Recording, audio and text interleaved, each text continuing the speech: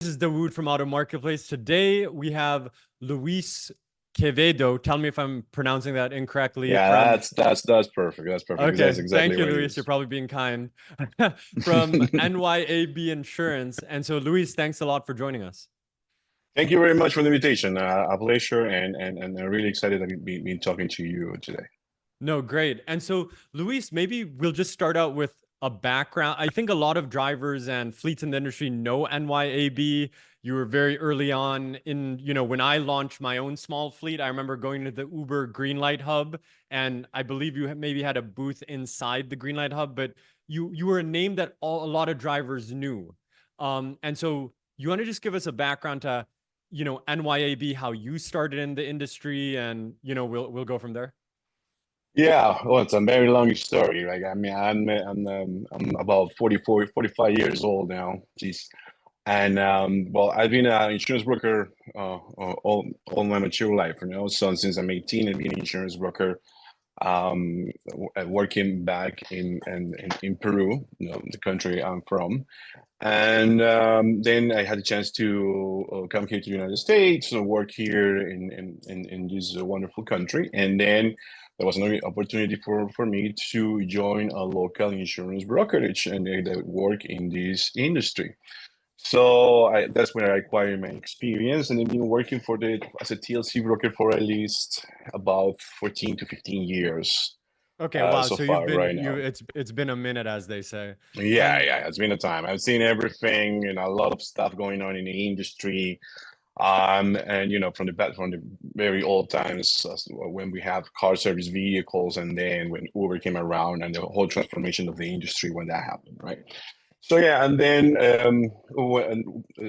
fast forward a couple of years, right? We had the opportunity. I had the opportunity to join the original founders of NYAB, and right on the time when we started having a really good close connection with Uber, to the point that yes, like you said, we have an insurance booth inside their Uber's offices, right? And back then they used to be located in Jackson Avenue. I don't know if you remember that location yep, probably. yep. And then we moved to the newer location they have in currently now in here in Long Island City, and then they help in other locations in the Bronx, in Brooklyn, the main office of the headquarters in Manhattan, and so yeah, we always been very close to them, working, providing insurance for all the And Uber drivers they were adding maybe to. that's a good segue, because if you you know we if you had to describe the TLC insurance industry pre-Uber, post-Uber, what are the biggest, obviously there might be 100 differences, but in your mind, how has the industry changed? You've been in here 15 years, so someone like you can speak to this. What are the biggest changes between pre-Uber TLC insurance and post-Uber TLC insurance?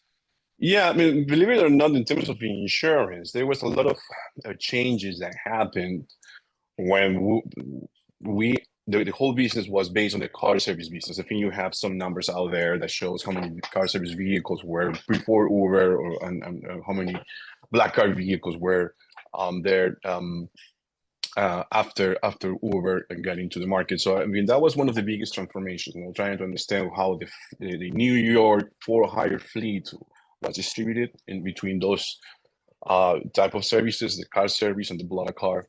So that's what probably And not to Uber. interrupt, but could you Yes. describe to our what was the difference between what is a car service and what was like a black car? Like, what would the differences be there? Right. So the true origin of this whole thing and how this was described and what was the idea from TLC from the very beginning is the car service was the type of for hire service that was provided that the companies provide for the local communities, right? Individuals like you and me when we needed not a taxi because we live in Brooklyn or we live in Queens, we in areas where you didn't have yellow cabs.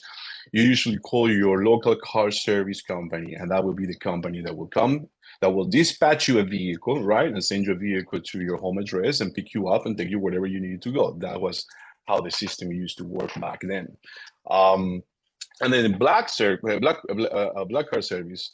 it was intended to describe those type of companies that provided service to executives in Manhattan, right? So companies that they needed to send an employee from one location to a different location. They will hire a company, they will have a contract, and then they will dispatch those vehicles in prearranged basis. 24, 48, 3 days. Someone needed to be picked up from the airport. It was meant for companies, right, and employees in between those companies. So that was the biggest distinction. And then we have other type of services like the luxury service, the limousine services, right? That's a different type of Which was like in your time, and we don't have to dive too deep, but that's like the $1 million plus policy. Exactly, that was meant for the $1 million policy, so for the people, and especially for people who needed a higher coverage, right? So because some companies and employees, for the liability that a company will have, we require you to have a much bigger coverage. And in terms of that, so you've done an exit. That's a really pristine way to describe pre-Uber. So when Uber launched, how was it? How did you view it, or how was it? Was it fitting more into black car, or was it fitting more into car service, or it was kind of like a weird category? Like, what was it at that time? So, we gotta go back to how Uber started, right? I know we all have heard about the stories of how the whole company started, and how the way they started bike riding in California. And from what I understand, how the services started was they were pitching this idea of providing this type of services to these type of black car luxury drivers who were sitting in the streets of any major city waiting for a call, because the difference between a yellow cab or a car service vehicle against a black car vehicle, a luxury vehicle, is that a yellow cab or a car service driver will be driving around the city waiting for a call and trying to be dispatched or go pick up as many calls as possible or as many rides as possible. Meanwhile, these black car and limousine services, they were just having 3 or 4 rides or 5 rides a day, right?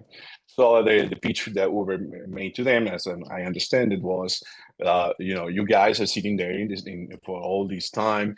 Let me connect you to people who need rides, and you can fill those empty spaces where you, instead of be sitting waiting for a call, you can make some money on the side. So that whole thing that started over there in California was brought over here, and it was pitched to the same type of drivers. California had the limousine drivers, we had our black car and luxury drivers here, and that's how they started. They were the first drivers that started joining the platform, as I understand it, and then more drivers and more drivers were added. And then there was an opportunity for some car service drivers to make the switch, forget the type of vehicles they had back in the day. We all know all those car service drivers were driving Lincoln Town cars. That's actually such an interesting point you made right there. You're basically saying black, and I even remember this time a little bit too, where you're talking about that corporate car service was like a Lincoln. It was like a premium or a luxury car,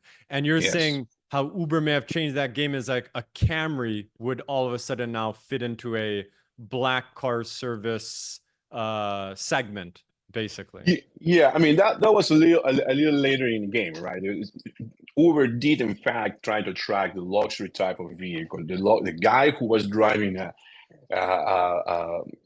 big SUV, black SUV, the guy who was driving a Mercedes-Benz, they did try to track that, because that's what I think the first part of the strategy.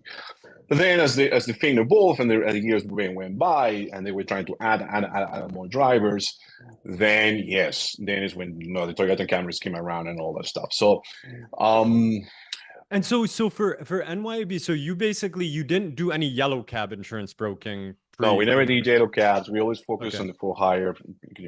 On for hire. And so it's kind of interesting because you lived the history. So Uber starts adding thousands and thousands and thousands of cars. And so now Uber is kind of in this like black car service insurance category. Although, to your point, and this is kind of getting into insurance in nerd territory, the insurance risk was more like a yellow cab risk, because they were doing back to back to back to back. Is that an unfair way to frame that? Where what you're saying is like yellow cabs are doing kind of back to back to back calls, where old school black car services are like 5 calls in a day. Is that, maybe I'm not framing that correctly? No. So what happens is this really evolved, right? There is the Uber of back then when they just started and when they had 2 or 3 years in the New York City market was one type of business with one type of drivers with one type of vehicles, and which is kind of a totally different what the Uber we have, Uber Lyft or whatever company we have today, right? So and what happens then is when they were pitching to all these black card drivers, were they truly black card drivers, were they truly limousine drivers, that was the market, that was the type of risk. So now those drivers is from being doing four rides a day, probably they wouldn't start doing 10 rides a day, right? But then they were trying to expand that amount of vehicles they have, and then they were attracting now new drivers that even they didn't have any experience with the TLC business, right? So that's when the whole thing was starting to evolve, right? And now now I want to switch it to probably what and the insurance point of view on this, right? So what the insurance companies, I want to believe, and I want to say that at least my impression was, at that point in time, when you see that you have black card drivers, which is the pristine type of business or the pristine type of insurance risk we wanted to insure, right? It started to grow as amount of drivers and vehicles that they were existing in the market, right? That was a perfect scenario because that's the type of insurance you wanted to sell, and this is now the size of that market is increasing. So that's we insurance companies are really happy to insure that type of risk, and the new drivers that were coming into the market.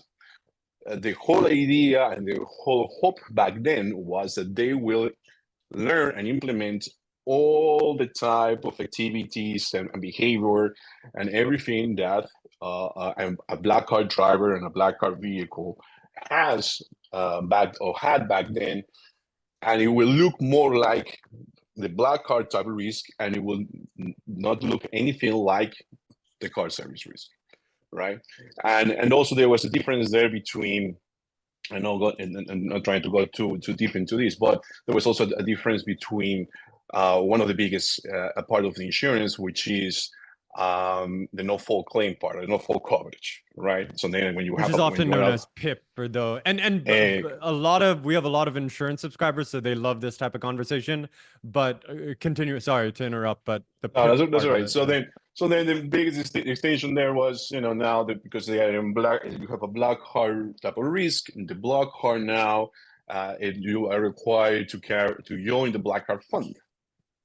Therefore, whenever there's an accident and the driver is injured, then those expenses or that type of coverage is not covered by the PIP or the no fault. Now it's covered by the black card funds, and then you have a reduction of your losses, right? The losses you have as an insurance company, right? I would say. So now that's, by the way, the explanation you gave in this like just 10-15 minute period is like you're distilling like 15 years of very complicated things in a very good 10-15 minute explanation. So I don't think, for people who know insurance, they'll appreciate that a lot. What you just said, it's not so I'm easy to glad. summarize all of that. So okay, so Thank now you. NYAB is a very large insurance brokerage. Getting into your and we'll kind of skip around in this podcast and go, with what the flow is. But if Yes. you had to describe to a TLC driver, what is I know this is a very basic question, but I think it's going to be helpful to a driver in a fleet. Why does the major insurers use an insurance broker? So many people think, how come they can't direct sell insurance? Why do I have to deal with an insurance broker? Could you how would you explain that to a driver? Yeah, I mean, to a driver, right? To a driver. So the main reason why you want to have an insurance broker is, especially in the old days, back in the old good days, we had different type of insurance companies, right? Different insurance companies in the market. We probably right now we have between 3 or 4 insurance companies. Now, back in the day, we used to have or 6. But even if we were down to 2, right? You need an insurance broker who helps you to decide which is the best insurance coverage out there for your particular case. You know, any regular person and regular individual, I'm an expert in TLC insurance, you can say, but if I'm going to buy insurance for my house, probably I'm not an expert on that. So I need to, you know, there's the same way that someone would probably hire a lawyer, right? For any legal complicated matters, you would try to work with an insurance broker for any complicated type of risk or insurance or policies you get. So if anyone, you know, checks right now any policy, any type of insurance policy that you might have for health insurance, regular car insurance, or TLC insurance, and then you check the policy documents that come with it, which is the actual contract, you will see there's a book with probably 85 or 95 pages that nobody reads, no client, no insurer reads. But the job of an insurance broker is understanding what are those part of the coverage and what is the difference between insurance companies and why we should go between one insurance or another insurance provider. Nowadays, things have probably have simplified, and it's a well-known market. But at the same time, you as an insurance broker, you always try to do what is best for your insurer and try to always get into the best coverage possible, the best insurance company that fits to their needs. So, because we know all that information, we are the ones that are able to provide that service for free, quote unquote, right? Because we are not charging a fee to the client for that.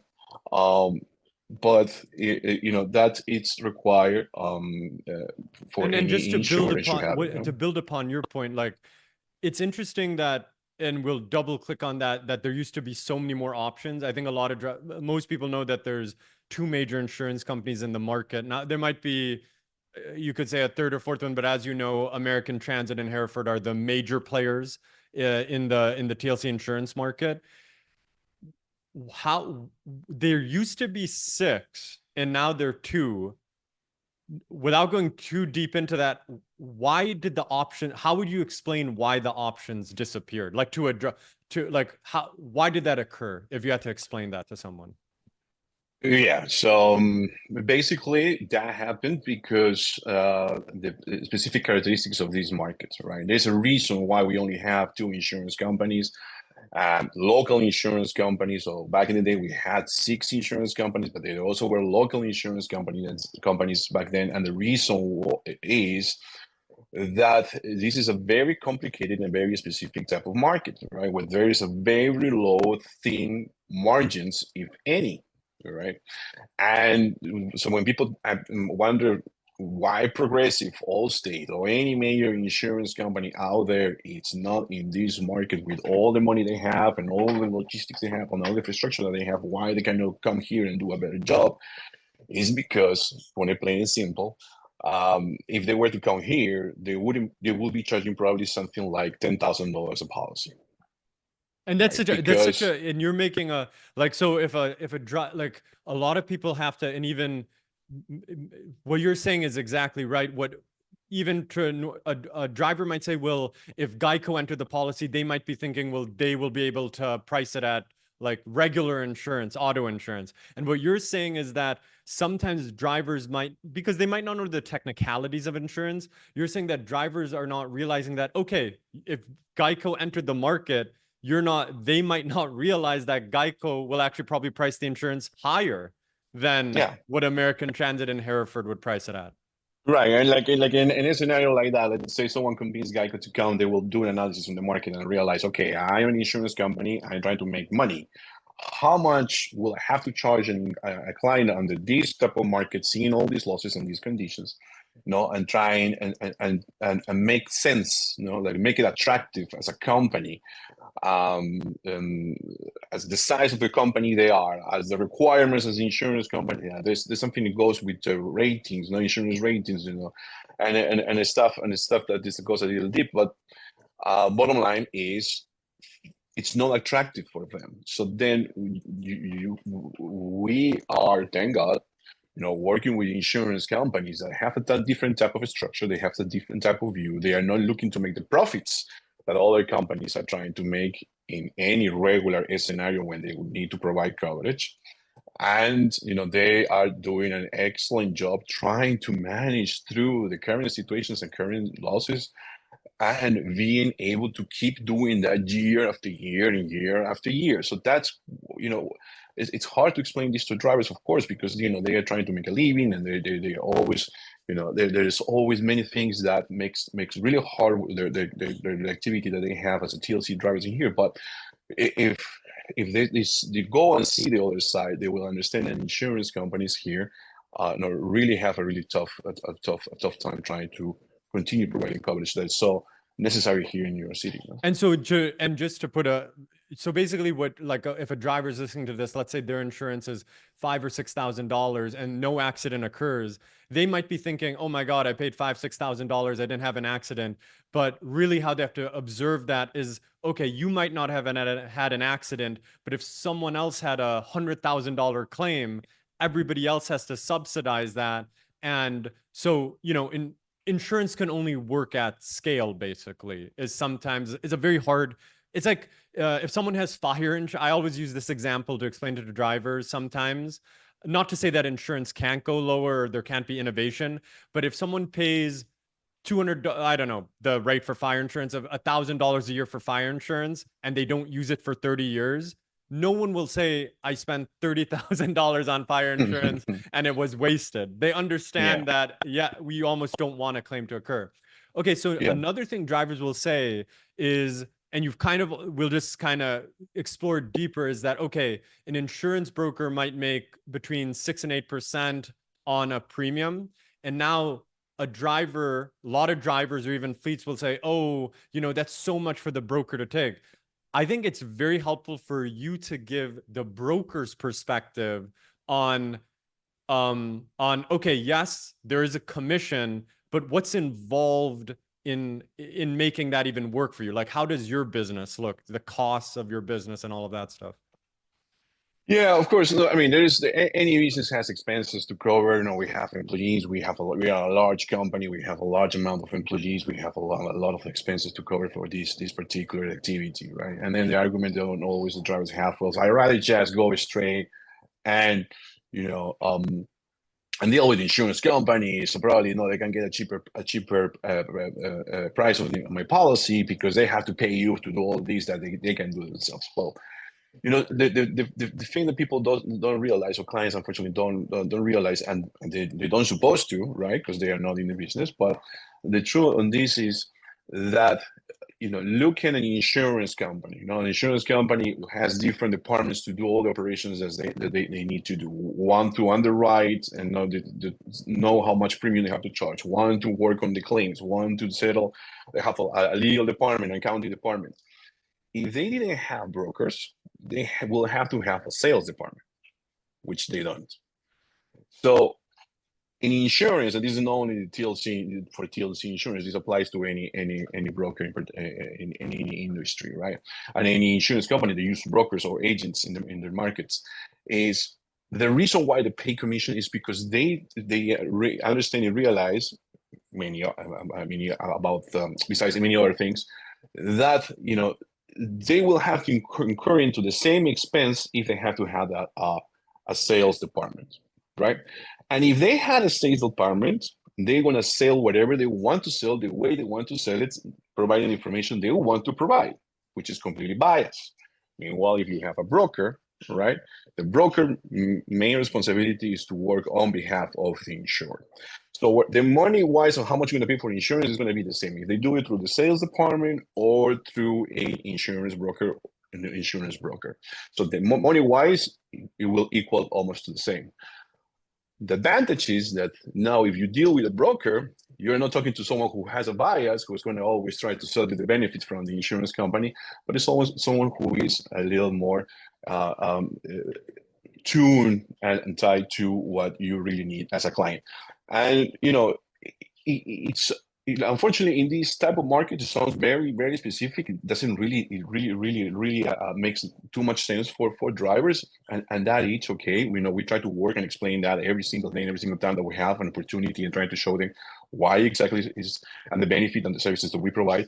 But you can really sense and have a better sense of this when now you try to not just insure liability coverage, but you try to get also physical damage coverage. When we have more carriers and more nuances, and more stuff, and more options, and more things that you need to be careful as when you choose your type of coverage and insurance company that you work with as a client, right? So.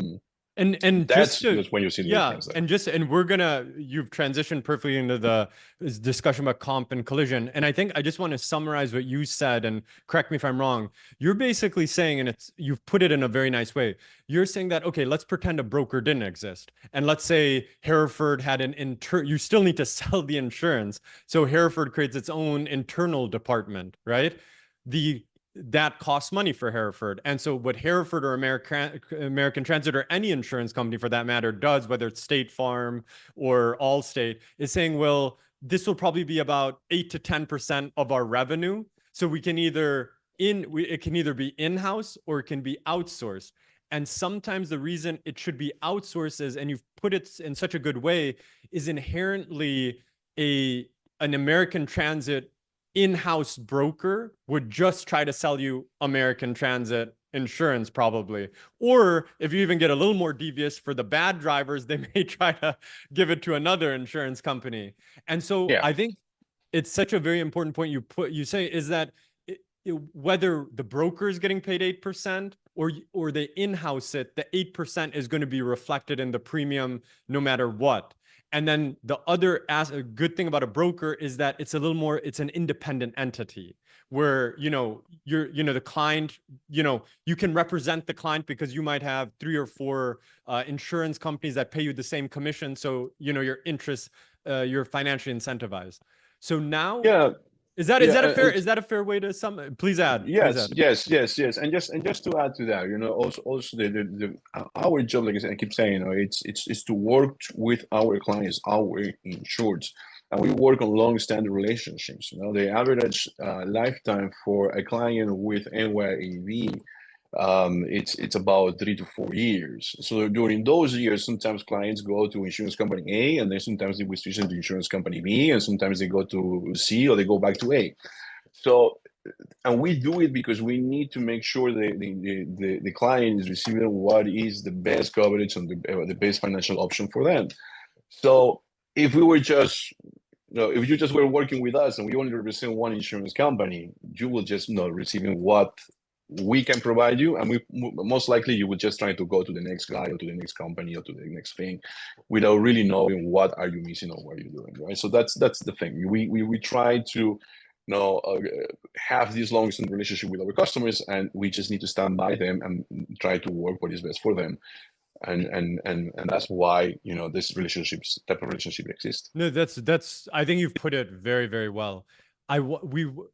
Let's get, you mentioned physical damage, and sometimes people refer to it as comp and collision or comprehensive and collision. Now, we've written about this, and obviously you deal with it all the time. In this market, a lot of drivers who have loans on their cars do not get comp and collision. And especially with the rise of EVs and electric vehicles, that's even a more dangerous risk. And all of this, I'm saying stuff that you already know. Why don't we start with why don't drive? I guess the simple answer would be drivers don't get comp and collision because it's more expensive and they can, that's like the obvious answer. Why should drivers, in your opinion, why is that very risky? And maybe you can give real life examples about things you've observed. Yeah, that's every single night I go to sleep, I think about this specific case and the specific issue that we have in the market, right? And just on a serious note, we are trying to show drivers and trying to explain to drivers that they're exposing themselves, to a situation that can, put them out of business for not having this particular coverage. And sometimes we try to understand why. Like you said, the simple answer probably is just it's too expensive. Even though sometimes in some cases we are talking about $180 or $200 more than what they pay for insurance. Um, but it's hard to understand, and it just became a culture thing sometimes, some kind of thing, right? Like it's just because I heard that I don't need it. That's the average answer. I shouldn't really keep it as a What could coverage you give us within an my insight policy. in your book, like just on a high level, doesn't have to be specific. What percentage of your policy, what percentage of the drivers that you insure have added comp and collision? Like what would you just to get a sense of market penetration? Yeah, I think we're doing really really big efforts in this, and currently I would say, right now it's anywhere between 18 to 25%. Okay. That's what So it's we a average in the. super underpenetrated market, basically. Yeah, I mean, there's two things there, right? One is the age of the vehicles. In some cases, yeah, really, if you have a 2012 vehicle, probably you don't need a physical damage policy. No, that's all. And we still have older vehicles for higher industry. But for the ones that, yeah, for the ones who have a much newer vehicle, yeah, it is an issue. And what we're trying to understand, and we always battle with this, is like when you talk to drivers, and you have conversations with them, all of them will have a full coverage policy with Geico or State Farm for the wife vehicle, or some relative of it's the second car or the car that they onboarded by themselves. They will do have that vehicle with a full coverage policy, no questions asked. And that's the vehicle that you use for recreation purposes. Meanwhile, like the one who provides you with your daily income, with the puts bread on your table, that's the one that you don't really cover, and you just give them the minimum insurance possible.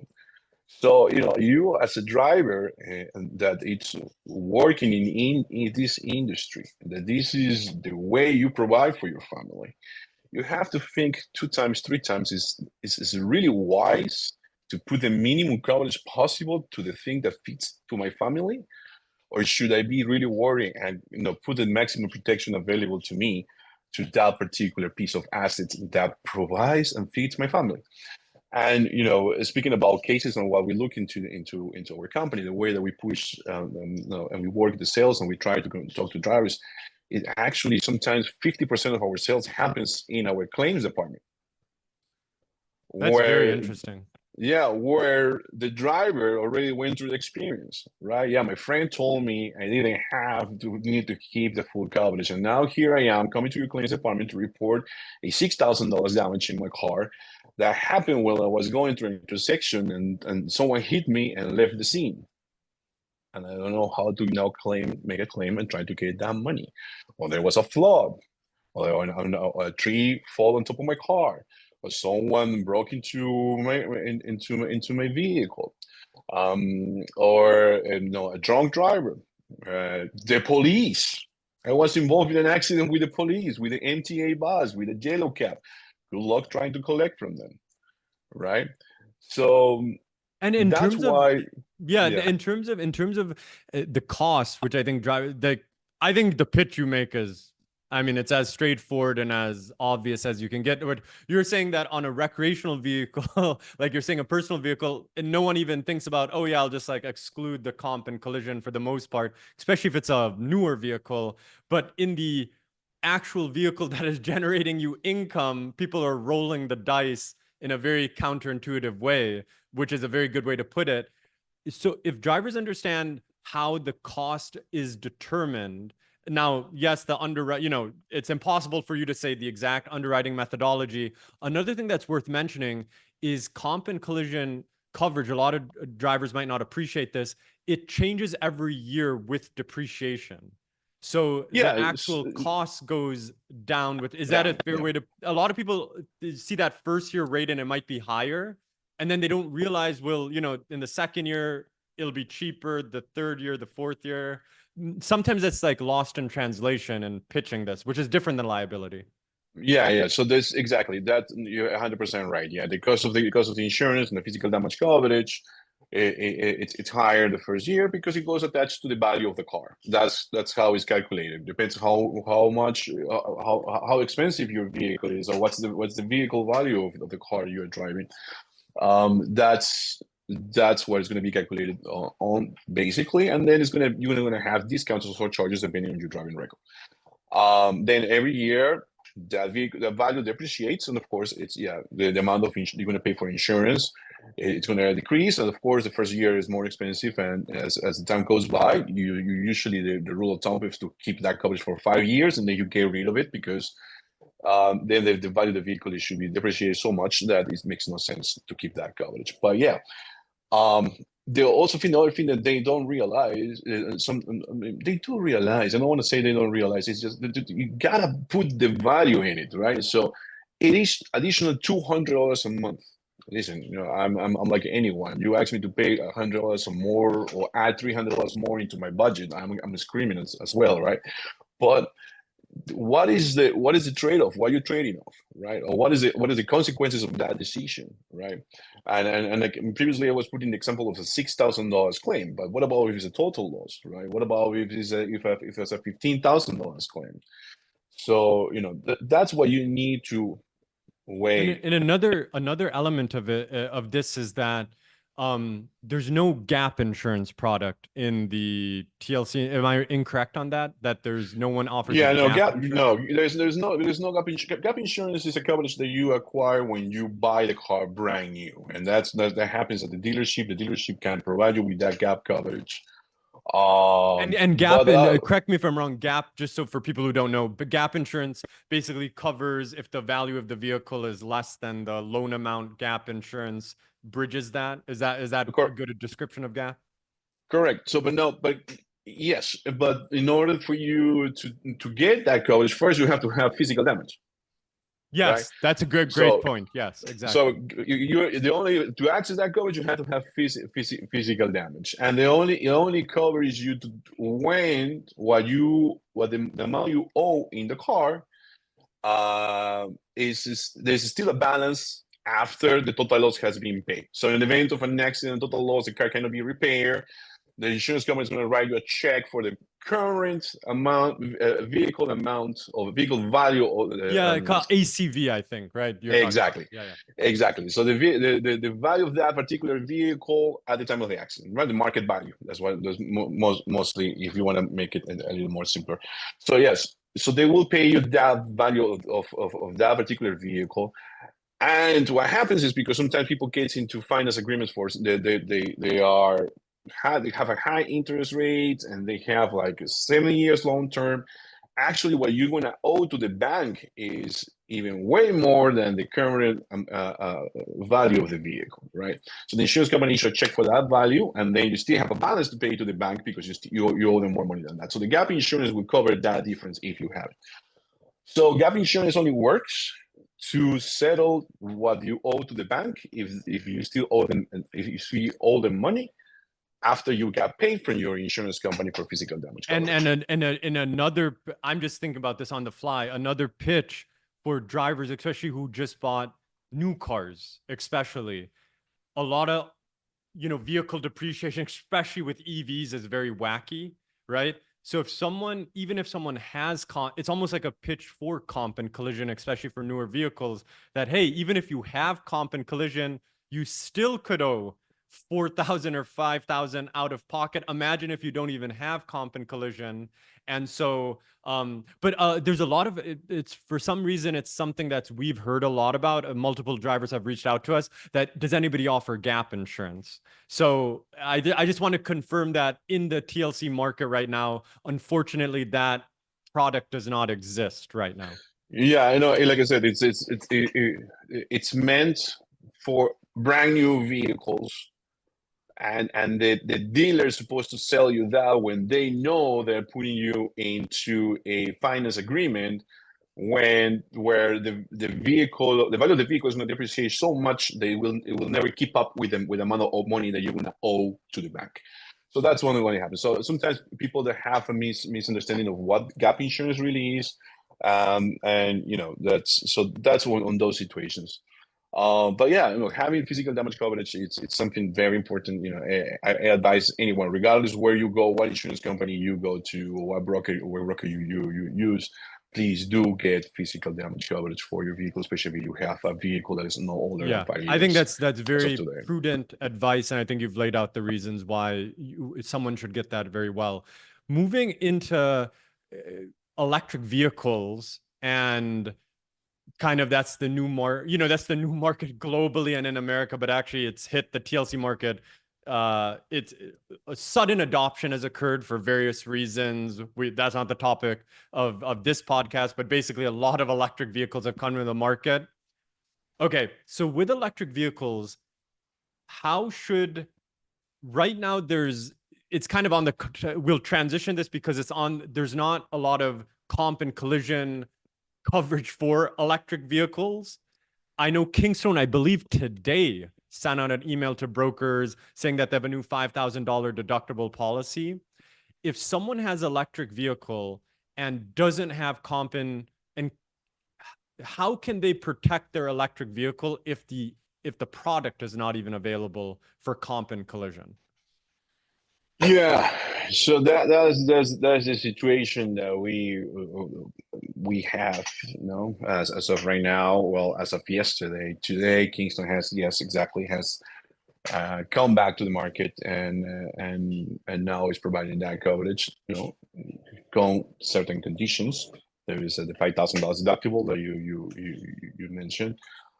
But yeah, I mean, that's a really tough situation, tough spot where our would you clients are. recommend someone, if someone's going to buy an electric vehicle? So I kind of put a huge question on you. I guess the more specific question is they should probably buy a cheaper electric vehicle because the probability of that getting in, because there's certain models that are insured and certain models that aren't insured. If correct me if I'm wrong. So for example, a lot of comp and collision insurers like Kingstone are not insuring Teslas, certain Teslas, except this, this new policy they might, but it's 5,000 deductible. Would you say before a driver, the point of why I'm bringing this up is before a driver buys an EV, don't you think it's a good idea to check in with their insurance broker on whether comp and collision coverage is available for that car? Yeah, and for any vehicle, right? The problem now, the drivers, and for any vehicle, what they need to do every single time, and we recommend, and there's many issues happening right now, actually, is that when you're planning to upgrade your vehicle, let's say you have an older vehicle and now you want to get a newer vehicle, always come and visit your broker and discuss what vehicle exactly you're trying to buy and see what that's going to be mean A lot for of you in terms of insurance. and a lot of drivers don't realize they don't realize that before you buy a car, stop by your broker, get the quotes, get the rates, get everything. So many TLC drivers buy the car and then they get the rate, which I think is which is not ideal. Exactly, and not only about how much they're going to have to pay for insurance or full coverage, or the cost of full coverage policy. Not only because of that, it's because sometimes they have a plan or a way to acquire that vehicle that's not even going to allow them to get plates when they need to register the car. As an example, we have clients coming to the office. That's a great point. Yeah. We have many clients coming to the office and saying, "Hey, I just purchased a new car. Really, I wanted to add it into my policy. I got rid already of the old car, and I want to now get this new vehicle. I mean, I have this new vehicle just purchased. It's sitting in my driveway already, or parked right in front of my apartment." And then when we look we ask for the documents, now we realize that to purchase the car under the wife name, the girlfriend name, the brother's name, the cousin's name, or they purchase in another state. And that, it's a real issue because in many cases they won't be able to switch that vehicle or to re-register that vehicle with their TLC plates, right? And because what the TLC and the DMV wanted to do is, if you want to get a new car with your TLC plates, you're supposed to own that vehicle, right? Yes, there are cases that in which you not necessarily that's going to happen, right? And we see it in the market. But when you buy a brand new vehicle from a dealership, that's what the DMV is actually going to require you to do. No, And you're you have making a very good point. You're saying the titled owner, if your name is John Smith and the yeah. FHV license TLC plate is attached to John Smith, you're saying unless there's some extenuating circumstances, make your life simpler. Just buy the car in your name, John Smith. So then it's Yes. nice and clean. Yes, and just to put it, make it very simple. You buying a vehicle, brand new vehicle from a dealership, right? Most of the time, and all drivers know this, the dealership is going to, if you're gonna get a very good deal on that vehicle, the dealership is going to tell you, okay, you gotta take this vehicle with private plates, right? Don't take it with TLC plates because that's a different world, and we don't even want to tell the banks. That's a different story, but so take this vehicle out of this dealership with private plates. So if they do it under someone else's name, right? They first need to wait for the vehicle title to come and arrive, the original vehicle title, for them physically being able to do, which is remove those plates, private plates, and put the TLC plates, and they can only do it That's with the such a, I original see what you're title. saying. That's even an additional point. You're basically saying like you're going to lose like 1 to 2 months because the DMV is not going to accept the bill of sale. In that instance, they won't accept the bill of sale because it's in someone else's name. So they say, well, we need to Yes. see the title, and you lose 1 or Yes. 2 months in that Yeah, administration. the reason you know what you have to keep in mind is if I'm leaving a dealership with a brand new vehicle and the plates on that car are not under my name, it's a nightmare to get my TLC plates put into that car. I have to wait for additional paperwork. I have to call the bank. I have to do a whole madness. It could take me 3 months, 4, 6 months to get this done, right? If I'm buying a used car and I'm buying it from a local dealership, and I cannot buy the car under my name, you better make sure when you're buying a used car that the dealer is giving you all the original paperwork, so you can take that original paperwork and do the plate transfer And in just a the DMV. random question out of the blue. I assume you have dealer relationships or you know good dealers. So even if someone wants to buy a car and they're looking for a good dealer, they can even ask, you guys can direct them in that way.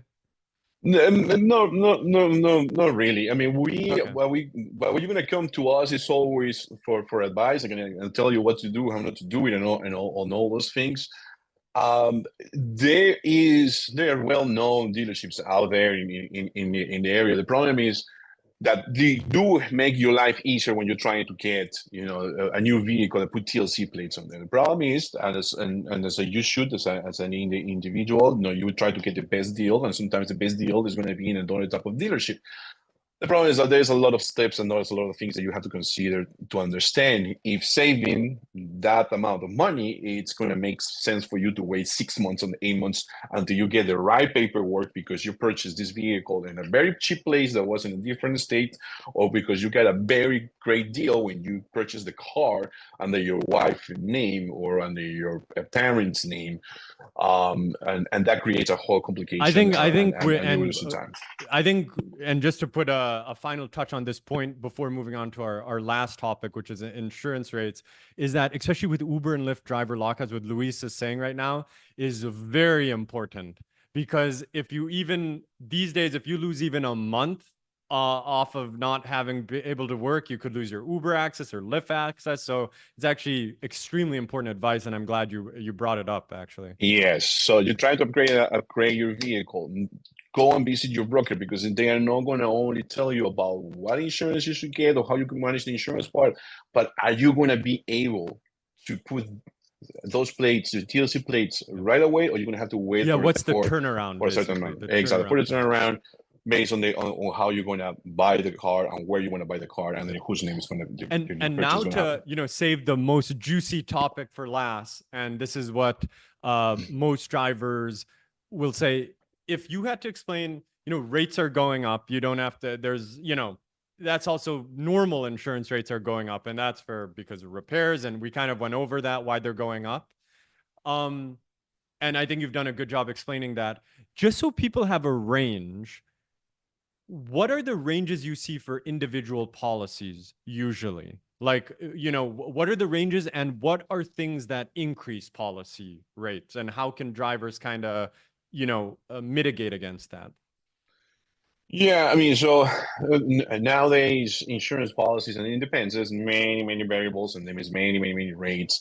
But if we have to give you a range, probably an owner operator, the guy who owns the car, the titles under his name, and he's the one who owns the TLC plates and the insurance is under his name, and nobody else drives the vehicle, or nobody else leases the driver in the vehicle. That's an owner operator.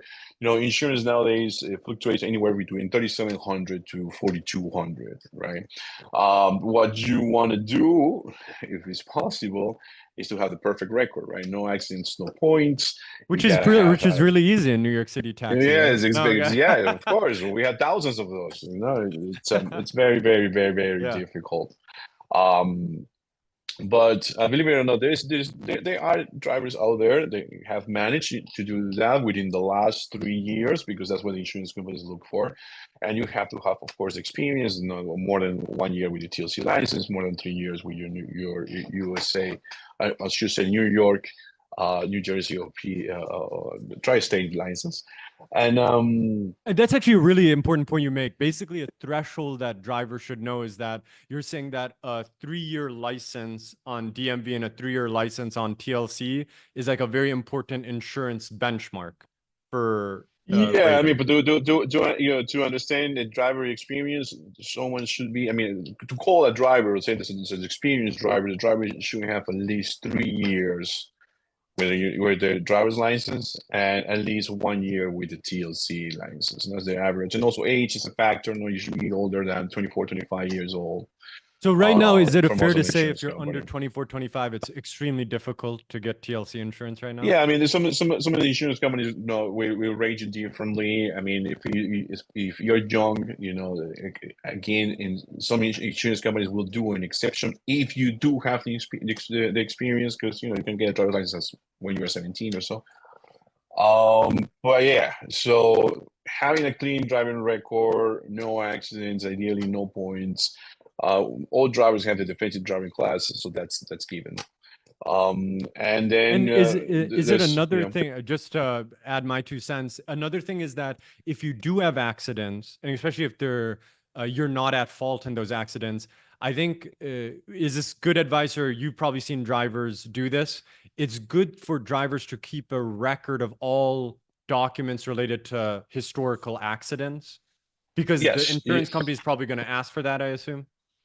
yes, exactly. You as a driver, you should have all the information, police reports, your statements, pictures, and videos of every single accident that you might have been involved. And keep that record with you for 3 or 4 or 5 years. The more the merrier. And and yes, because every single time you apply for a new policy, they're going to ask you for that type of information. But there's one thing that I do want to point out, especially with insurance company like American Transit. They do have a special discount that's called free accident discount, right? I mean, I'm butchering the name probably, but that's basically the idea here. There's a special discount for someone who has zero accidents. And this is one of the things that we also try to explain drivers, that it means that you never had an accident within the last 3 years, regardless of fault. So Oh, if you could be regardless of fault. Regardless of regardless, fault. Okay. yes. So yes, that is one of the main distinctions there, right? And then And that's would you recommend like a dash camera that most drivers should kind of have a dash camera? Not that you will get a discount, yes, but it's kind of just yes. good in a way. I would not only recommend, I will say to every single driver, you must have one. Yeah, there shouldn't be nowadays, especially. And again, it becomes to, I know it's an investment, right? And it's a added cost, but this is something that it will help you every single time, not only for insurance, but for other reasons too. And you must have one. Pick your provider, doesn't make a difference. Just have one.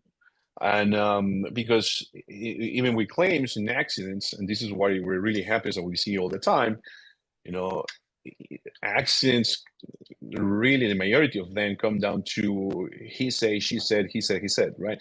There is two conflicted versions in all these type of accidents where there is no witnesses and the police shows up, 5 hours later, and what all they're going to do is just write the statement that each person is given, and there's no proof of who was really at fault, especially if it's a type of conflicting accident. So if you have a dash cam, you will be able to prove that you were innocent if that's how it really happened, right? And just to, as we obviously you're very knowledgeable. I know you love insurance. I like to talk about insurance, so probably we could go on and on and on.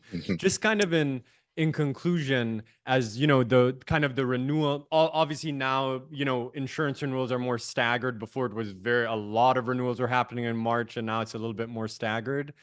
Ahead of next renewal period, when can drivers start inquiring about rates, just so they know that? Right now it's obviously July 18th.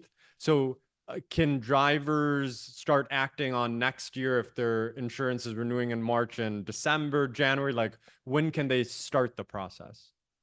Yeah, it's so our traditional renewal season, right? Starts that for policies that renew in March 1st. Insurance companies usually release those renewal rates maybe somewhere during last week of January, first week of February, right?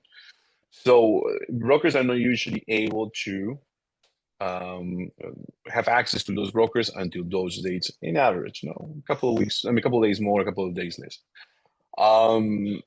But it's not only about having the access to those rates. It's all the work we do after that, which is verifying that those rates are accurate, that there is nothing the insurance company is missing, that the information is correct. So we really need probably another week after we are able to make sure that we can start having those conversations. So yes, I will say, always try to reach to your broker and try to renew your policy, and they will be ready to do so somewhere between, starting February 10, February 7. And just so people don't reach out to you all of a sudden, you won't know the next year's rates till end of January, basically. Yeah, because remember, the insurance company needs to give you your rate based on what you did in the current year. And there is a cutoff date, I believe for some insurance companies it could be December, and sometimes for some insurance company can be in November. And they have to go through the whole analysis and review the data and verify the status of those claims and understand what is happening in each case. And so it's a very complicated process for thousands and thousands of policies. So the insurance companies are not going to be able to provide that information, and that's why they sooner than that, and that's why those rates are practically available the first week of February. Makes sense. And so, just as a last thing, where can people find NYAB? How many offices do you have? And we'll obviously provide a link and everything to your website and everything, but just so they can hear directly from you, like what's the best way to reach out to you, and how to contact you? Yes, so there's two ways, three actual ways, but probably the easiest ones are to give us a call. One of the biggest things that we try to do is to have all our conversation with our customers over the phone. So you can always call us at 718-784-1112. We have a call center. We have thousands of customers. We are one of the top brokers in New York City with a large amount of customers. And one of the things that we always try to do is always to answer every single phone call that we have coming into our office. Sometimes we do succeed, sometimes we don't, but for the most part, we do it. We have a large amount of people working for us. We have a large call center dedicated to do that. We don't encourage drivers to come to the office, but they're more than welcome. We are located in Long Island City, a couple of blocks from the Falchi building where the TLC is located. We are in Queens Boulevard and 35th Street. And you can also reach us through our website, NYABinsurance.com.